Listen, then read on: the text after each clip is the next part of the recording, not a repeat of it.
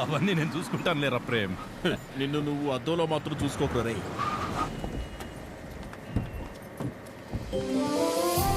చిరు ఎలా ఉన్నావురా? బాగున్నామా? నువ్వు లేకుండా ఇంట్లో ఏం తోచట్లేదు నాన్న. టైంకి తింటున్నావా? ఇక్కడంతా బానే ఉందిగా. ఎక్కడ ఉంటున్నావు? అన్నీ ఇప్పుడే చెప్పాలా, తర్వాత చెప్పచ్చా? సరే సరే, తర్వాత మాట్లాడుకుందాం. ఒకల గారు, నమస్తే. నమస్తే. లక్ష్మమ్మ, పద్మమ్మ, శారదమ్మ, శాంతమ్మ, గౌరమ్మ. అందరూ అమ్మలే సరే, ఇంతకీ అసలు అమ్మెవరో? కడుపులో 9 నెలలు మోసాను కాబట్టి సీనియర్ అనే తప్ప వాడి విషయంలో అందరూ ఈక్వలే. ఆద్య ఎక్కడ? అంటే పద్మమ్మ అందరినీ బాగా కలిపేసుకుంటుంది అనమాట. కీర్తన పెళ్లి జరిగింది కదండి, అక్కడ కలిశారనమాట. అంతే కదా? ఇంట్లో ఉంది. Hello aunty. నమస్తే. ఆడపిల్ల ఇలా ఉంటే తన ఎంత అందంగా ఉందో అద్దంలోకి చూసి తెలుసుకోవాల్సిన అవసరం లేదు. తనని చూసే వాళ్ళ కళ్ళలోకి చూస్తే చాలు. నా దిష్టే తగిలేలా ఉంది. ఆద్య, నీకోసం పనీర్ జిలేబీ. డబ్బా ఇవ్వకపోయినా పర్లేదు, మొత్తం తినేసాయి.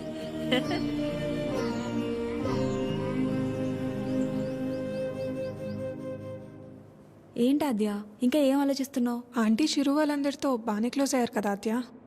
అదే ప్రాబ్లం ప్రవళిక. అనుమానం ఉండి అబద్ధమని తెలిస్తే కోపంతో పోతుంది. కానీ ఇంత నమ్మాక నిజం కాదంటే తట్టుకోలేదు. అండ్ దాట్ టూ, ఇదంతా తెలిసి నేను సైలెంట్గా ఉన్నానని మా అమ్మకు తెలిస్తే ఎవరున్నా లేకపోయినా నా లైఫ్లో అమ్మ ఉండాలి. ఎవరి ద్వారానో ఈ విషయం ఆంటీకి తెలిసే కంటే నీ అందరూ నువ్వే వెళ్ళి చెప్పడం కరెక్ట్ ఆద్య.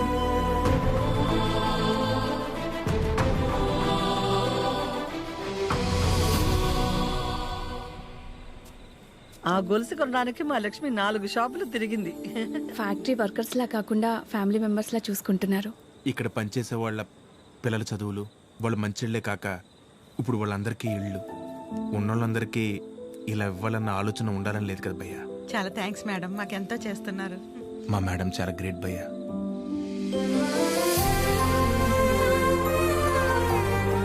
సరే సరే. రే ప్రేమ్, ఫుడ్ ఐటమ్స్ లో ఏం బాగున్నాయి రా? అన్నిటికంటే నువ్వు రా అన్నది బాగుందిరా. కూర్చోండి ఆంటీ. ఏంటి అందరూ చాలా సీరియస్గా మాట్లాడుకుంటున్నారు? ఏం లేదు, నీ గురించే. ఫ్రిడ్జ్లో పెరుగు ప్యాకెట్ పెట్టడం మర్చిపోతేనే మేమందరం కలిసి ఓ 10 నిమిషాలు మాట్లాడతాము దాని గురించి. అలాంటిది నువ్వొక్కదానివే ఫ్యాక్టరీ, ఇల్లు, బిజినెస్ ఇదంతా ఎలా సాధ్యపడిందా అని. ఓ అదా, ఆద్య వల్లే. లైఫ్లో ఇంక హోప్ లేదు, అంతా అయిపోయిందనుకున్నాను. అప్పుడు ఆద్యకి 8 ఏళ్ళు.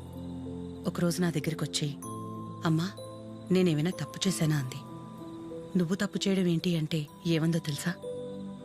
నేనే నీ ప్రపంచం అంటావు కదమ్మా, నువ్వెలా ఉన్నా అది నా వల్లే కదా.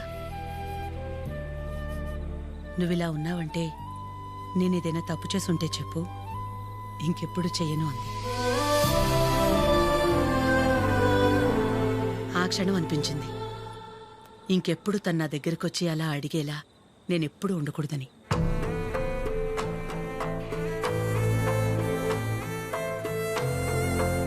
అందరిలా నా కూతురు కాదన్న నమ్మకమే నా బలం.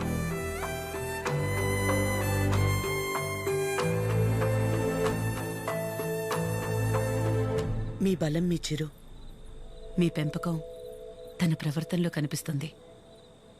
చాలా బాగా పెంచారు మీ చిరుని. చిరు, ఇంతమంది ఆడవాళ్ల మధ్య పెరగడం నీ అదృష్టం.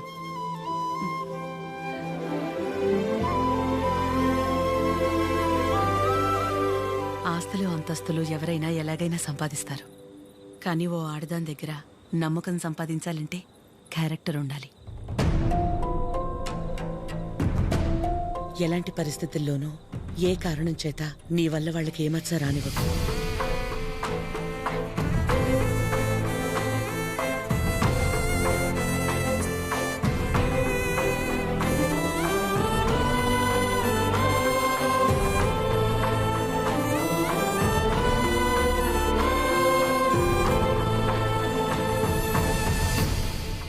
బయలుదేరిపోవడం ఏంటక్క? ఒక్కసారి ఇంటికి వెళ్ళాక మాట్లాడుకుందాం. అది కాదక్క. గౌరీ, హాయ్ భయ్యా. నమస్తే అండి. మీరందరూ ఇక్కడుంటే ఆవిడేంటి మేడం గారు ఇంటి వైపు వెళ్తుంది? ఎవరు? మన పద్మం గారు. వకులా, ఈ నవ్వు మీ ముఖం మీద ఎప్పుడు అలాగే ఉంటుందా? ఆ, మొదట్లో నేను అందరిలాగే ఉండేదాన్ని వకులా. మన కడుపులో ఒకరు పుడితే గాని ఆడదాని జీవితం పరిపూర్ణత చెందదు కదా. పిల్లలు లేరు అనే మాట చెవిలో పడి పడి నెమ్మదిగా నవ్వు అనేదే పోయింది. పోయేదాకా ఇక అంతే అనుకున్నాను. మా చిరంజీవి పుట్టగానే అలాగే తీసుకొచ్చి మొట్టమొదటిగా నా చేతుల్లో పెట్టారు. ఆ క్షణం ఎక్కడి నుంచి వచ్చిందో ఆ నవ్వు అలాగే ఉండిపోయింది. ఈ నవ్వు నాది కాదు, వాడిది.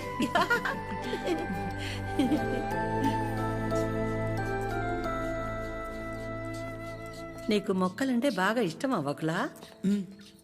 ఈ మొక్కల విషయంలో మాత్రమే ప్రపంచం ఆడా మగానే తేడా చూడదు. మా చిరు కూడా మొక్కలంటే బాగా ఇష్టం. ఇంట్లో ఎటు చూసినా ఉంటాయి. అన్నీ వాడు తెచ్చినవే. మా ఇంటికొచ్చి చూడాలి. ఎప్పుడు సందడే. నవ్వు లేకుండా నిమిషం ఉండదు. నువ్వు కనుక మా ఇంటికి వస్తే ఫ్యాక్టరీ వద్దు ఏమీ వద్దని అక్కడే ఉండిపోతావు. వీలు చూసుకుని ఒకసారి వస్తాం. ఒక్కసారి ఏంటి వకులా? నువ్వు అనాలే కాని ఆద్య ఇల్లు నీ ఇల్లు కాదా ఏంటి? మా చిరుకి ఆద్య అంటే ప్రాణం. ఆద్యకి కూడా మా చిరు అంటే చాలా ఇష్టం. కానీ నీ గురించి ఆలోచించే మా చిరుకి ఆద్య దూరం అయింది. అందుకే అందరం కలిసి చిరుని ఇక్కడికి పంపాము.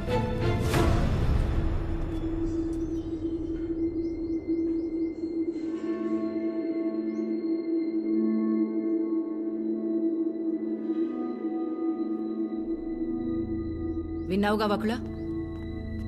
వాడు వచ్చినప్పుడే చెప్పాను, వద్దు ఏదో తేడాగా ఉంది అని. నా కళ్ళకు అందరూ అలాగే కనపడతారన్నావు. ఇప్పుడు చూడు, నా కళ్ళకు కనిపించింది నిజమైందిగా.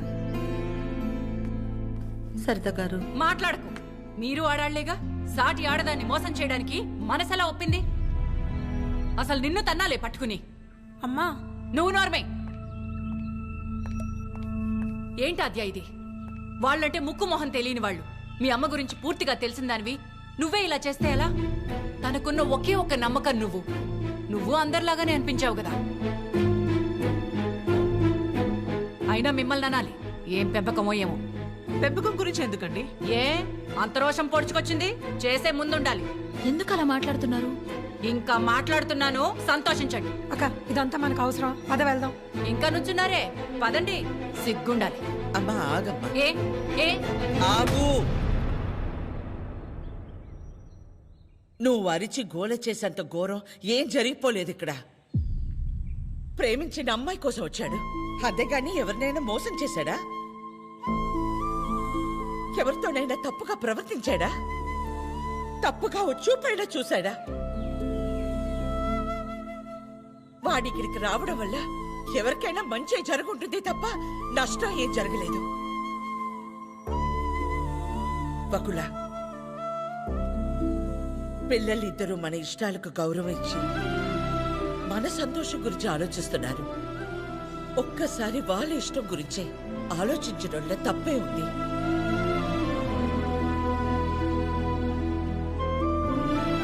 ఎవరి వల్ల వాడి ఇబ్బంది పడితేనే చూడలేను. అలాంటిది వాడు బాధకి ఏమీ కారణం ఉండే నా ప్రాణం తట్టుకోలేదు. ఒకలా వయసులో చిన్నదానివైనా చేతిలో జోడించి నీకు నమస్కారం. అద్యా, ఏమైందమ్మా? నేనే నీ ప్రపంచం అంటావు కదా. నువ్వెలా ఉన్నా దానికి నేనేగా కారణమవుతాను. మరి నువ్విలా ఉన్నావంటే నాకు తెలియకుండా నేనేదైనా తప్పు చేసి ఉండాలి, లేదా నీ ప్రపంచమైనా మారుండాలి. నా ప్రపంచము మారలేదు, నువ్వే తప్పు చేయలేదు. నీ తర్వాతే నాకు ఏదైనమ్మా. తన ఫ్యామిలీని తీసుకెళ్ళిపోమని చెప్పడానికి చిరుని కలిశాను. మా అమ్మ గురించి నీకు తెలియదన్ను అంటుంటే ఏ వందలే ఆవిడకి నేను దగ్గరైతే సరిపోతుంది అనుకున్నా. కానీ ఆవిడ నాకు దగ్గరేక తెలిసింది నువ్వే కరెక్ట్ అని. ఒకవేళ ఈ అమ్మ నీ విషయంలో తీసుకురా నిర్ణయం ఏదన్నా తీసుకుంటే ఆ గిల్ట్ని నేను తట్టుకోలేను. అందుకే ఎలా వచ్చాను అలాగే వెళ్ళిపోతాను.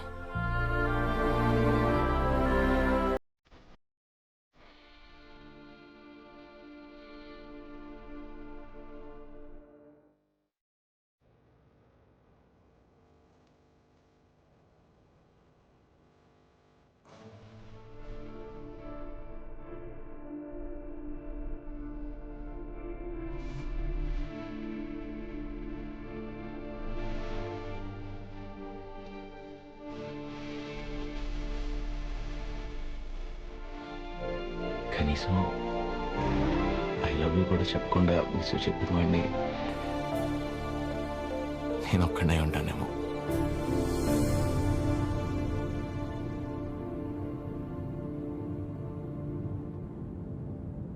ఇప్పటిదాకా నేను ఒక్కదాన్నే నీ గురించి ఆలోచించాను, కానీ ఈ విషయంలో వాడు కూడా నీ గురించి ఆలోచించాడు. అనుకోకుండా ఆ తర్వాత రోజు ఏదేదో అయిపోయింది. అయింది చాలమ్మా. ఆంటీ వచ్చి ఏం నచ్చారు అది నా దగ్గరే ఉండిపోయింది. కీర్తనకి ఇచ్చి పంపిద్దామని తీసుకొచ్చాను.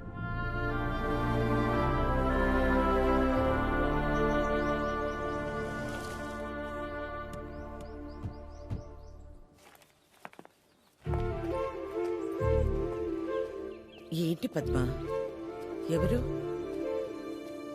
ఏంటి? ఎందుకు అలా నించుని చూస్తున్నావు? రండి రామ్మా. వెళ్ళి లోపలికి తీసుకురా. నువ్వు వెళ్ళు. ఆ? పద్మ రండి, రామా కూర్చోండి. రా కూర్చో.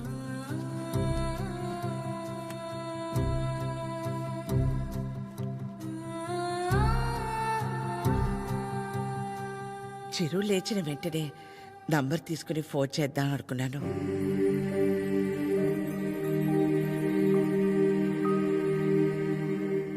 కాఫీ టీ ఏమైనా? పర్లేదు, థ్యాంక్ యూ. ఏమొద్దు. కాఫీ టీ అంటే 10 నిమిషాలు పడుతుంది కదా. ఈ లోపు మనం ఎక్కడ ఏదో అడుగుతామని భయపడుతున్నారు. మనేమి అడగమని చెప్పేసి అది.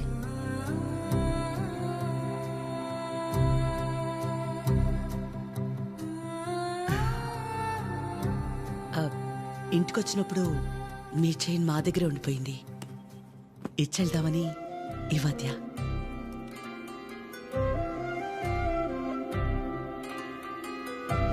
తొందర ఏముంది? తర్వాత అయినా ఇచ్చి ఉండొచ్చు కదా. తొందరని కాదు, ఎలాగూ వస్తున్నాం కదా అని. నేను వెళ్తాను అది. పద్మ ఆగు, వాళ్ళు వచ్చారుగా. ఎందుకు అది ఉండి నేనుండబట్లేక ఏదో అంటాను, మళ్ళీ ఏదో అవుతుంది. నా వల్ల అయింది చాలదా? ఏదో బిడ్డవాడు కాబట్టి ఒక మాట కూడా అనలేదు. అదే వాడొచ్చి పద్మమ్మ నేను నీ కడుపున పుట్టుంటే ఇలాగే చేసేదాని వాడిని ఒక్క మాట అనుండే నా ప్రాణం తట్టుకునేదా? అందరి మనసులో ఉన్నదే కదా అది. నేను బయటికన్నాను, అంత మాత్రానికి అన్నెన్ని మాటలా? ఆవిడ పేరేంటి? జుట్టు ఇక్కడ దాకే సగంలో సగం ఉంటుందే. సరితలా మాట్లాడి ఉండకూడదు, తప్పే. నా బాధ సరిత అలా మాట్లాడింది కాదు. అంత జరుగుతున్నా నువ్వేం మాట్లాడలేదు. అందుకే. ఏం మాట్లాడాలి పద్మ?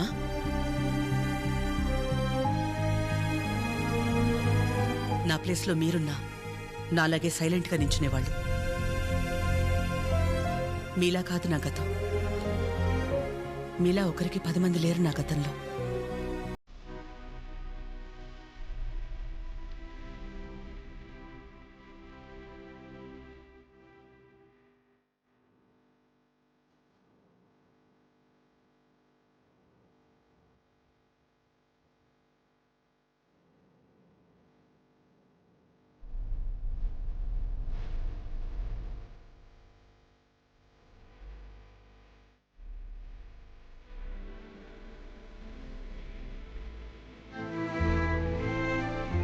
సాయం అడుగుదామంటే ఎక్కడ డబ్బు అడుగుతుందేమో అన్న బంధువులు ఒకవైపు, సాయం చేస్తాం మాకేంటి అన్న రాబందులు మరోవైపు.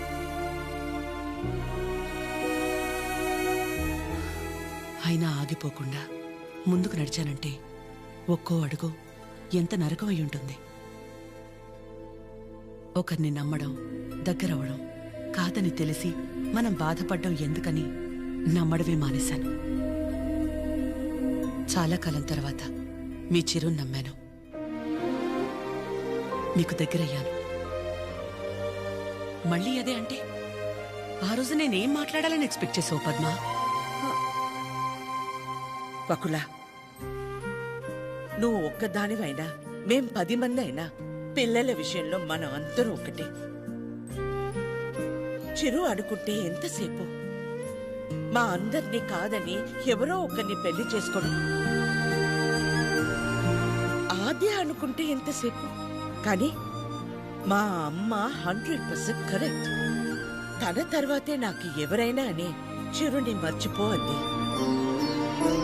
వాళ్ళకంటే ఎక్కువగా వాళ్ళు మనమే ముఖ్యం అనుకున్నారు. ఇలాంటి పిల్లలు దొరకడం మన అదృష్టం. వాళ్ళు కలిసి ఉంటే హ్యాపీగా ఉంటారని వాడిని పంపించామే తప్ప నిన్ను బాధ పెట్టాలనో మోసం చేయాలనో కాదు. నేను మాత్రం ఆలోచించినా ఎక్కడ నేను బాధపడతానేమోనని. తన ఇష్టాన్ని పంచుకోకపోగా నేను అపార్థం చేసుకుంటే కోపాన్ని కూడా చూపించకుండా తనలో తనే ఏడ్చిందంటే ఎన్ని కష్టాలిచ్చినా దేవుడు నాకిలాంటి కూతుర్ని కూడా ఇచ్చాడని తెలుసుకోవాలనే కదా. అమ్మా, ఎందుకమ్మా ఇదంతా ఇప్పుడు? ఆపకాత్య, ఇలాగే కంటిన్యూ అయితే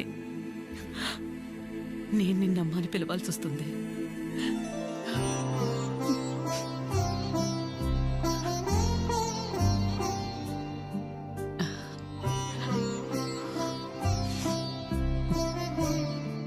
అందరూ ఒకవైపు, మనం మాత్రం ఒకవైపు ఉంటే ఆ బాధ ఎలా ఉంటుందో నాకు తెలుసు. అలాంటిది ప్రవళిక విషయంలో ఒక్కతే ఉన్న తన పక్కన చిరు వెళ్ళి నించున్నప్పుడే నాకు అనిపించింది తనందరిలా కాదని.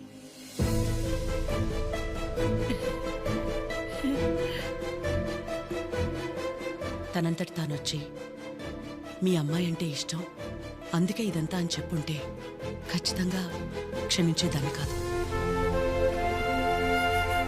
ఎప్పుడైతే తన వల్ల నాకు ఆద్యకి మధ్య ఇంత దూరం కూడా రాకూడదనుకుని తన ప్రేమని పక్కన పెట్టేయాలని నిర్ణయం తీసుకున్నాడో అప్పుడే తనకంటే ఆడవాళ్ళని గొప్పగా ఎవరూ అర్థం చేసుకోలేరని అనిపించింది.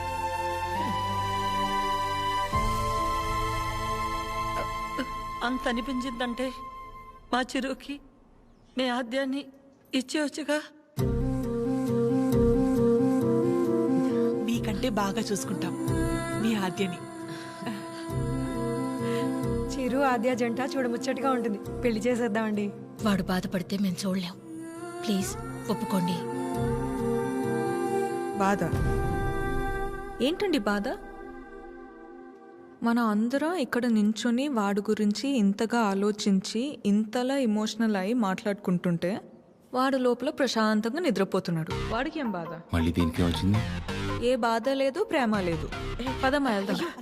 ఏంటమ్మా అందరం ఒకటయ్యాక ఈ ఆడాళ్ళని ఎవరండి నిద్రపోయింది? ఎవరండి నిద్రపోయింది? 4 నెలలు అయింది నిద్రపోయింది. ఏ ముహూర్తాన్ని చూశాను అప్పటి నుంచి నాకు నిద్రలేదు. కళ్ళేంటి ఎర్రగా ఉన్నాయంటే షాంపూ పడిందని అబద్ధం చెప్పుకుంటూ తిరుగుతున్నా. చిచి, ఇప్పుడు దాకా నా పెళ్లి కాకపోవడానికి కారణమైన మీరు అందరూ గొప్పోళ్ళు. అసలు పెళ్ళే వద్దని ఈవిడ గొప్పది. ఇదిగో తినుందే, ప్రేమించినోడు ఏమైపోయినా మా అమ్మే నా సర్వస్వం అనుకున్న తిను ఇంకా చాలా గొప్పది. మీరందరూ గొప్పోళ్ళు, నేను ఒక్కడే తెంగరోని. అరే చిన్నపిల్లోడు, అమాయకుడు ఇలా అయిపోయాడని కనీసం కనికరం లేదా మీకు? మీ ఆడాలతో యుద్ధం చేసేంత శక్తి నాకు లేదు. మిమ్మల్ని అర్థం చేసుకునేంత జ్ఞానం ఏ దేవుడు ఏ మగాడికి ఇవ్వలేదు. ఒకటే అనగలను, ఆడాళ్ళు మీకు జోహార్లు. అత్తయ్య అత్తయ్య ప్లీజ్ ప్లీజ్ మీ అమ్మాయి నాకు ఇచ్చేయండి. ప్లీజ్ ఇచ్చేయండి అమ్మా. అంటే